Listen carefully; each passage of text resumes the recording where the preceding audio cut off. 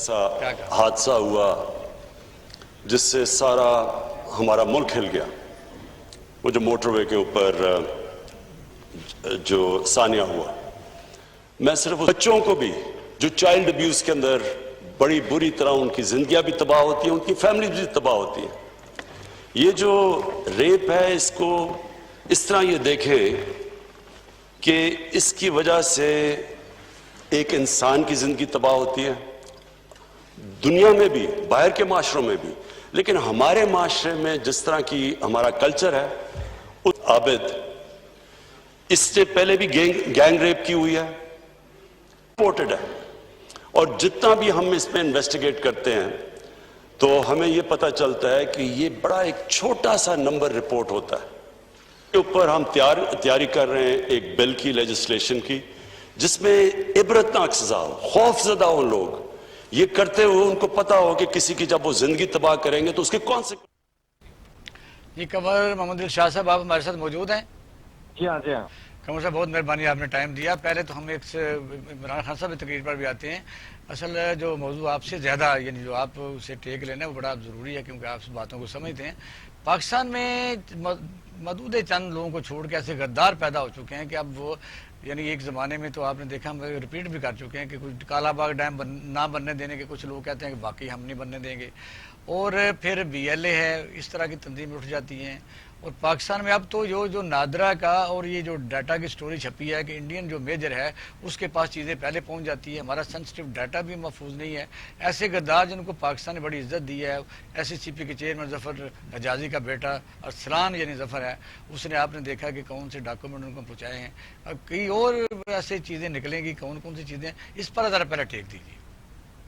इसमें तो अफसोस बात यह है कि हमारा जो एक पार्लिमानी सिस्टम है और सियासी पार्टियों का एक बहुत बड़ा एक माफिया ग्रुप है, इन्होंने सारे इदारों को यरंगाल बना लिया है। अभी जब प्राइम मिनिस्टर साहब ने, मैं एक मिनट बात करूं, जो उन्होंने एक बहुत अच्छी बात बताई कि पूरा मुल्क हिल गया, मोटरवे पर एक वाकया हो गया खातून के साथ, उस खानदान को तबाह बर्बाद हो गया। लेकिन मेरा सवाल प्राइम मिनिस्टर साहब से, तो खैर बहुत बड़ी शख्सियत है, मैं मीडिया के जरिए हम ये कहना चाहते हैं कि इनका सबसे बड़ा जो कल्प्रिट है वो टेलीफोन ऑपरेटर है मोटरवे का। जी। जब खातून ने मोटरवे के ऑपरेटर को कहा, उसका ये काम था कि तमाम इदारों को हिला देता, हो सबको इन्फॉर्म करता है कि एक वाकया पेश हो गया, आप फौरन पहुंचे। तो ये कहना दिया ये हमारी जुरिडिक्शन नहीं है, ये हमारा दायरा कार में नहीं आता। वो सही मायने में उसको अगर आप गिरफ्तार कर लेते तो मामला की वो कोई ना कोई तह तक पहुंच जाते। अब वो उसको खामोशी इख्तियार की हुई है। अब मोटरवे के जो IG साहब कहते हैं कि हमारा इलाका नहीं है, तो ठीक है, इलाका नहीं है आपका, लेकिन जो ऑपरेटर तो बैठा हुआ है ना, अब एक खुदा ने खास कर किसी घर में कोई डाका हो जाए तो वो घर का कह दी मेरा तो आपसे कोई ताल्लुक नहीं है, उसका काम होता है तमाम जगहों पर इतला दें। वो तो फंसी हुई है मुसीबत पे खातून, उसके लिए कोई मदद नहीं की। अब ये सारे इदारे, सारा मीडिया, सारी वो जो एक उमर शेख है, उसकी शक्ल से लगता है वो SP, उसको भी काम था कि पहले उस ऑपरेटर को बुलाए, पूछे कि तुमने ये क्या हरकत की। अब 26 रुकनी कमेटी बनी हुई है, और 26 रुकनी कमेटी को ये एहसास नहीं कि उस टेलीफोन ऑपरेटर को तो तलब किया जाए ना, तो तुमने ये कैसे कह दिया कि जी मैं आपकी मदद नहीं कर सकता। ठीक है, ये एक बड़ी बात है। अब बाकी रह गया, आप सिक्योरिटी एक्सचेंज की तरफ आप तशरीफ ला रहे हैं, उसमें बड़ी अपने आप ने अहम बात की। जफर हजाजी साहब एक बड़े अच्छे खानदानी आदमी हैं, नसीमा हजाजी के भांजे, लेकिन बड़ा अफसोस हुआ कि वो चूंकि उनकी अपॉइंटमेंट हिसाबदार साहब ने की। अच्छा। अब उस पर आपको एहसान करने के लिए इकट्ठे पढ़ते थे वो हैरी कॉलेज में। अच्छा। हैरी, हाँ, हमारे मैं तो खैर पंजाब, तो अच्छा है, नाज़रीन को पता चलेगा उसके बैकग्राउंड का भी। ठीक है, बैकग्राउंड ये है कि जी वो नसीम हजाजी साहब के भांजे हैं, जफर हजाजी साहब, और वो इसहाकदार साहब हेले कॉलेज ऑफ कॉमर्स लाहौर में, कि ये इकट्ठे पढ़ते रहे, B काम इकट्ठे किया, M काम इकट्ठे किया। तो ज़्यादा है, जब इसहाकदार साहब अपने पावर में शुरू में भी आए, पहले दौर में, दूसरे दौर में, तीसरे दौर में, तो उसको फिर इन्होंने जफर हजाजी साहब को एक बड़ी अहम पोस्ट दे दी, सिक्योरिटी चेंज कमीशन, और जेंटलमैन, उसमें कोई शक नहीं। लेकिन अपना एहसान हो गया, पार्टी चेयरमैन लगाया गया सिक्योरिटी चेंज कमीशन का, उसने वो Ramzan sugar mill, Chaudhry sugar mill का वो रिकॉर्ड टेम्पर किया, उसको दबाव पड़ा, वो टेम्पर कर दिया। दफ्तर पे उसका कंट्रोल नहीं था, एग्जीक्यूटिव कंट्रोल नहीं था, उसके तमाम जो थे इसके महताज कमिश्नर اور ڈائریکٹر جنرل وہ سارے اس کے متحد تو تھے لیکن اس کے کنٹرول میں نہیں تھے. ٹھیک ہے. تو انہوں نے وہ بعد میں وہ ویدا محکمہ بن کے تو وہ جیل جانا پڑا اس کو. اب بیٹا جو ہے اس نے لگا دیا ڈپٹی ڈائریکٹر. اب جب ڈپٹی ڈائریکٹر لگایا تو مسلم جو سیاسی پارٹیاں ہیں انہوں نے اسے کام لینا چاہا کہ جی ہم نے آپ کو لگایا تھا آپ ہمارا کام یہ کریں. اس کو موبلائز کرنا پڑا. اس نے اپنے جو احمد نورانی صاحب ہیں جو تھا کسی کو بھی وہ ساری خبریں لیک کر دی اپنی جو ہاں ان کو احسان لیکن جرم تو ہوا نا مثلا قمر صاحب. آپ کہاں نسیم حجازی کے ناول, کہاں وہ واریر, کہاں ملک سے محبت, کہاں اسلام کی نشات ثانیہ, اور کہاں پھر گرتے گرتے کہاں تک کیوں اکاموڈیٹ کرنا تھا. اکاموڈیشن کا بھی ایک طریقہ کار ہوتا ہے. کوئی زمین الاٹ کر رہا تھا 2 ایکڑ. نہیں دو پہلی بات ہے نا جعفر حجازی صاحب کو تو جب اب پوسٹ مل گئی تھی سیکورٹی جرنلسٹ کمیشن میں چیئرمین بن گئے تھے تو ان کی بات نہ مانتے رہے کہ نہیں میں تو تفریح کارروائی کروں گا. وہ جس طرح کہتے رہے وہ ریکارڈ میں ٹیمپرنگ کرتے رہے. یہ فیل غلط تھا, درست نہیں تھا, جیل چلے گئے, عزت بھی گوائی, سب کچھ گوایا, خاندان بھی گوایا. تو وہ ساری بات انہوں نے یہ ہوا پولیٹیکل اسائنمنٹ. جہاں پولیٹیکل اسائنمنٹ ہوگی تو وہ پھر آپ جو ہے وہ دباؤ میں رہتے ہیں. جو ہماری کیا ہوگا یا کیا کرنا چاہیے؟ وہ ہونا یہ چاہیے تھا کہ پولیٹیکل بیک گراؤنڈ کے تحت کسی کا اپائنٹمنٹ نہیں ہونی چاہیے.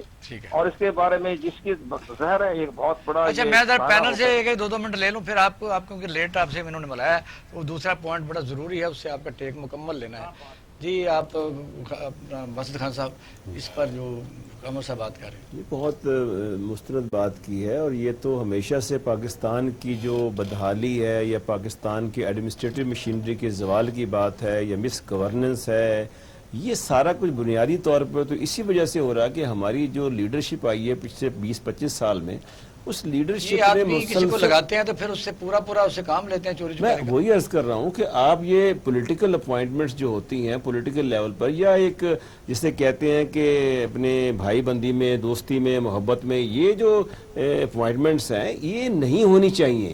ہم اگر اپنے ملک کے جو موجودہ حالات کا اگر ذرا بھی جائزہ لیں تو اس میں پتہ یہی لگتا ہے کہ جو بندے لگائے جاتے ہیں جو ایون فیڈرل منسٹری میں لگتے ہیں, federal F P S C میں آتے ہیں یا ہمارے پی پی ایس سی میں آتے ہیں یا ہمارے ٹریبونل کے جو جج ہوتے ہیں ایف ایس ٹی کے بنتے ہیں یا جو باہر ایشین ڈیولپمنٹ بینک کے جو لگتے ہیں جا کے ایگزیکٹو ڈائریکٹر یا ہمارے ورلڈ بینک کے جو ایگزیکٹو ڈائریکٹر, ان کے لیے کوئی مسلمہ پالیسی نہیں ہے. بس وہ ان کو دیکھتے ہیں جی یہ سفارش ہے تو ان کو یہاں لگا. آپ پولیٹیکل اپنا اپائنٹمنٹ کی بات کرتے ہیں, اپنا لانے کی بات کرتے ہیں. آپ کا لاہور کا سی سی پی او جو ہے وہ پولیٹیکل گراؤنڈز پہ آیا ہے, جو آپ کا آئی جی آیا ہے وہ پولیٹیکل گراؤنڈز پہ آیا ہے. آپ خود کہتے ہیں کہ ہم پولیٹیکل گراؤنڈز پہ نہیں لائیں گے اور آپ مخالفت کرتے ہیں اور پورا ان کا ریکارڈ بولتا ہے کہ آپ نہ کریں. آپ کا وزیر اعظم کہتا ہے کہ کرنا ہے. ہمارے میں سے کچھ لوگ ہمارے بیوروکریٹس کچھ سی ایس ایس کرنے کے بعد بھی اتنا میرٹ کا امتحان دینے کے بعد ان میں بھی کچھ لوگ آن سیل ہیں. وہ خود جا کے یعنی آفر کر دیتے ہیں جوتے چاڑتے ہیں ہم آپ کا ہر کام کریں گے. آپ کے جی ان کے بڑے بڑے چیف ایگزیکٹو کے قدموں میں بیٹھے ہوتے ہیں. ایک ایسے آئی جی تھے جو ایکٹنگ آئی جی سندھ بن گئے جبکہ وہ ابھی ڈی آئی جی کے رینک پہ تھے اور پھر انہوں نے جو وہاں پہ تمام تر پولیٹیکل ایجنڈا سوری یہاں پہ عبرت انگیز سزاؤں کی بات کی پرائم منسٹر نے. ضیاء الحق کے دور میں شروع میں ہی 3 بندوں کو ٹانگا تھا پپو کیس میں. ٹھیک ہے جی, صبح شبنم کیس کا ہوا تھا 3 بندوں کو ٹانگا تھا پپو کیس کے اندر اور صبح سے شام تک ان کی لاشیں لٹکتی رہیں. 10 سال تک دنیا میں 20 ملک ایسے ہیں جہاں کوئی اس کا سزائیں نہیں ہے لیکن فینس بھی کوئی نہیں. معاشرے کو بھی سدھارو, صرف یہ نہیں ہے کہ ڈر کے. قمر صاحب کیونکہ بڑا ضروری ہے, ہم نے تو بحث کر لی ہے. اچھا کل کا جو واقعہ پارلیمنٹ میں ہوا جوائنٹ سیشن میں وہ کس قسم کا پیغام دے رہا ہے کہ مثلا یہ ہے کہ پاکستان کو اگر نیشنل انٹرسٹ میں یعنی باہر ایف اے ٹی ایف جو ہے گرے سے ہم بلیک کی طرف جا رہے تھے وہاں ضرورت ہے تو وہاں جس طریقے سے اپوزیشن ایکسپوز ہوئی ہے عام طور پر تو آج یہی ہے. تو پھر آج وہ ایک بڑی وکلاء نے بھی پاکستان بار کونسل نے ایک اجلاس کیا, اس میں بلاول اور میاں شہباز شریف صاحب کیا کہیں گے کہ یہ جنگ کے بعد والا موقع ہے جو پھر اپنے منہ پر ہی مار لینا چاہیے. اس میں اپوزیشن کا بھی حکومت دونوں کا ایک بہت بڑا اہم رول دیکھنے میں یہ آیا کہ کسی نے یہ دھیان نہیں دیا کہ جو بل پیش کیا گیا اس بل کی عبارت کیا کہتی. बिल की जो रीजन जब बताया गया, ऑब्जेक्शन हम नहीं कहते, जो सब्जेक्ट और रीजन बताया गया, उसमें ये लाइन लिखी हुई है कि ये हम फाइनेंशियल एक्शन टास्क फोर्स के कहने पर ये बिल पेश कर रहे हैं। ऐसा ही आप बताइए कि आपकी पार्लियामेंट कहाँ गई? पार्लियामेंट जीरो हो गई, पार्लियामेंट की इमारत जमीन पोस हो गई।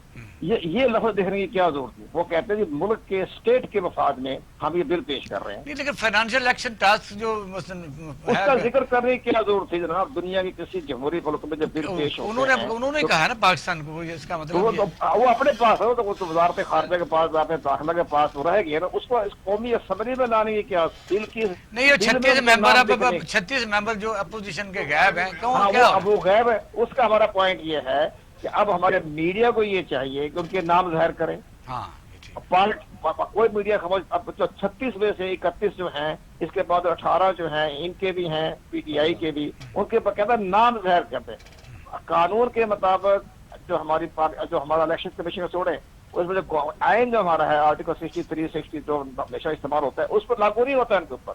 वो सिर्फ एक मखसूस तरीके पर लगता है। उनके ऊपर कोई डिस्क्वालिफिकेशन नहीं होती अगर वो वोट फार में दे या गेस्ट में दे या हम जो भी कहें। उनके नाम तो जाहिर कर दें ताकि आवाम को ये पता चले कि ये वो लोग हैं कि जिन्होंने इस कौमी मफाद के मामला को देखते हुए इन्होंने कौमी कौम क्या समझेगा? पोजीशन में मिली हुई है लोगों के लिए, आंखों में मिट्टी। हाँ, वो पता मालूम हो जाएगा कि ये वो लोग हैं कि जिन्होंने एक अपनी पार्लियामेंट, अपनी पार्टी के सरबराह का भी ख्याल नहीं रखा और ये पार्टी से अपने अलहदा आए नहीं, रफेन हो गए और उन्होंने खामोशी इख्तियार की। तो ये जो मामला जो है आवाम की नजरों में आ जाए तक बहुत शुक्रिया कमर साहब। इंशाअल्लाह अगला मौजूद हमारा बल्दियाती इलेक्शन का है, वो कल आपको तकलीफ देंगे। मेहरबानी जी। सफर मन साहब क्या